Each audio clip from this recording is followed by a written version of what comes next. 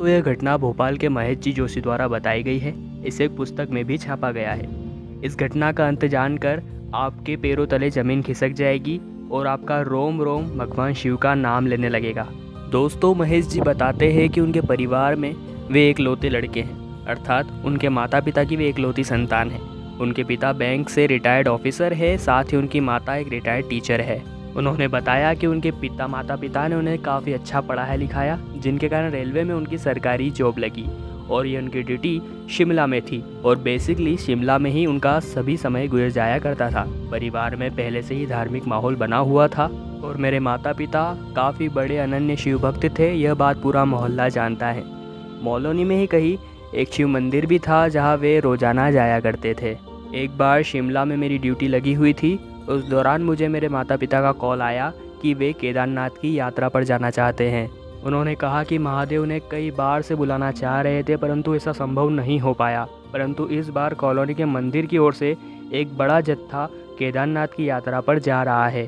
परंतु मेरे ऑफिस में उस समय बहुत अधिक काम था। घूमना फिरना तो मुझे भी बहुत पसंद है, परंतु 3-4 माह तक अगले छुट्टी मिलना बिल्कुल भी संभव नहीं था, जिस कारण मैंने उन्हें मना कर दिया। परंतु मेरी माता ने कहा, बेटा हमारा तो कुछ भरोसा नहीं। ऐसा कहकर उन्होंने कॉलोनी के बाकी सदस्यों के साथ केदारनाथ की यात्रा पर जाने का निश्चय किया। मैंने सोचा वे इस बुजुर्ग अवस्था में इस प्रकार की कठिन चढ़ाई किस प्रकार से कर पाएंगे, वे कैसे इसको संभव कर पाएंगे। परंतु इसके बावजूद भी वे दोनों निकल पड़े। मेरे बार बार मना करने के बावजूद भी मेरे माता पिता ने मुझे बताया कि सफ़र थोड़ा कठिन जरूर था, परंतु भगवान भोलेनाथ के मंत्र का जाप करते हुए हम निरंतर चलते रहे। जल्दी ही हमारी पैदल यात्रा शुरू हुई तो वे धीरे धीरे पैदल आगे चलने लगे। परंतु मेरी माता का स्वास्थ्य बिगड़ता रहता था, इसके कारण वे धीरे धीरे चल रहे थे, जिसके कारण कॉलोनी के मंदिर के सभी सदस्य उनसे आगे निकल चुके थे और वे सबसे पीछे रह गए थे। मेरी माँ एक पत्थर पर बैठ गए जहाँ से वे पूर्ण रूप से टूट ही चुके थे। वहाँ पीछे से एक नौजवान लड़का आया और उन्हें सतावना दी कि चलिए आगे बढ़िए, महादेव ऊपर आपका इंतजार कर रहे हैं। उसने कहा, चलिए उठिए, मैं लेकर चलता हूँ आपको। मेरी माता ने कहा, उस लड़के ने जैसे ही हमें स्पर्श किया, हमारे अंदर एक नई ऊर्जा और एक शक्ति उत्पन्न हो गई। मेरे पिता ने उस लड़के से पूछा कि बेटा तुम कौन हो? तो उसने कहा, मेरा नाम आदित्य है और मैं दिल्ली से केदारनाथ के दर्शन करने के लिए आया हूँ।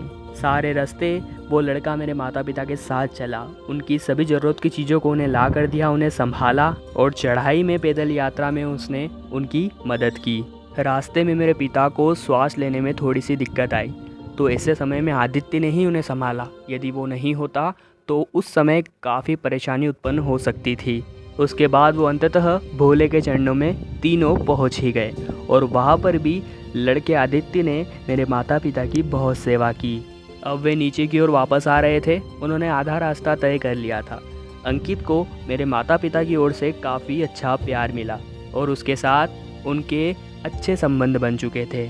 आदित्य ने मेरे पापा से कहा कि अंकल आंटी, मेरी बहन की शादी अगले महीने है, आप ज़रूर आना, मुझे बहुत अच्छा लगेगा। इसके बाद आदित्य ने कागज़ पर अपना पता लिखा और मेरे माता पिता को नीचे छोड़कर वो कहीं गायब ही हो गया। उसके बाद मेरे पिताजी का मुझे कॉल आया और उन्होंने मुझे पूरा व्याख्यान बताया।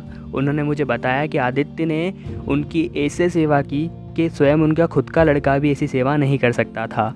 उन्होंने मुझसे कहा कि तू तो हमें केदारनाथ की यात्रा नहीं करा सका, परंतु मेरा एक काम ज़रूर करना, अंकित की बहन की शादी अगले महीने है, तू वहाँ ज़रूर जाकर आना। उन्होंने मुझसे कहा, यदि तुझे फिर भी टाइम नहीं मिलता है तो शगुन ही भेज देना और उनसे बात कर लेना। परंतु मुझे अंदर से बहुत बुरा महसूस हुआ और मैंने शादी में जाने का अंदर से निश्चय कर लिया। मैंने सोचा कि एक दिन मैं फ़्लाइट से जाकर उसी दिन मैं ड्यूटी पर वापस आ जाऊंगा। कुछ दिनों बाद मैंने निश्चय किया कि आदित्य के घर पे फ़ोन करके शादी की डेट पूछ लेता हूँ। इसी के साथ ही उसे धन्यवाद भी अदा कर दूंगा। इसके बाद मैंने आदित्य के घर पे कॉल किया। वह कॉल उसके पापा ने उठाया। मैंने उन्हें पूरा दृष्टांत सुनाया कि किस प्रकार आदित्य ने उनके माता पिता की सेवा की व केदारनाथ यात्रा को संपन्न कराने में उनकी मदद भी की। आदित्य के पापा यह बात सुनते रहे। अंकल बहुत समय से चुप थे, इसलिए मैंने उनसे कहा कि अंकल आप बोल क्यों नहीं रहे हो? तो फिर उन्होंने रोते हुए कहा कि बेटा अपने माता पिता को कहना कि भोलेनाथ के चरणों में जाकर गिर जाए, क्योंकि जिस बेटे की वे बात कर रहे हैं यानी आदित्य की, वह 6 साल पहले ही कार एक्सीडेंट में मारा गया है। वह मुंबई से दिल्ली होकर केदारनाथ की यात्रा पर ही जा रहा था। वो भी महादेव का अनन्य भक्त था और केदारनाथ की यात्रा पर जाने के लिए ही घर से निकला था, परंतु बाद में उसकी लाश ही घर पर वापस आई। उन्होंने कहा कि अपने माता पिता से कहना कि उन्हें खुशी है कि उनका बेटा पिछले 6 सालों से केदारनाथ यात्रा के श्रद्धालुओं की सेवा कर रहा है। अब भोलेनाथ से वे विनती करे कि वे अब उन्हें मुक्ति दे दे। यह बात मैंने घर आकर अपने माता पिता को बताई। उसके बाद हम सभी मिलकर आदित्य की बहन की शादी में गए और वहाँ पर भी यह बात सच निकली कि वह अदृश्य रूप में वहाँ के सभी श्रद्धालुओं की सेवा कर रहा है। दोस्तों, यह सुनकर मेरे पैरों तले जमीन खिसक गई और मेरा रोम रोम शिव का नाम लेने लगा। हम महादेव से यही प्रार्थना करते हैं कि उस बंदे की जल्द ही मुक्ति हो जाए और भगवान भोलेनाथ अपने चरणों में उसे स्थान दे। हर हर महादेव।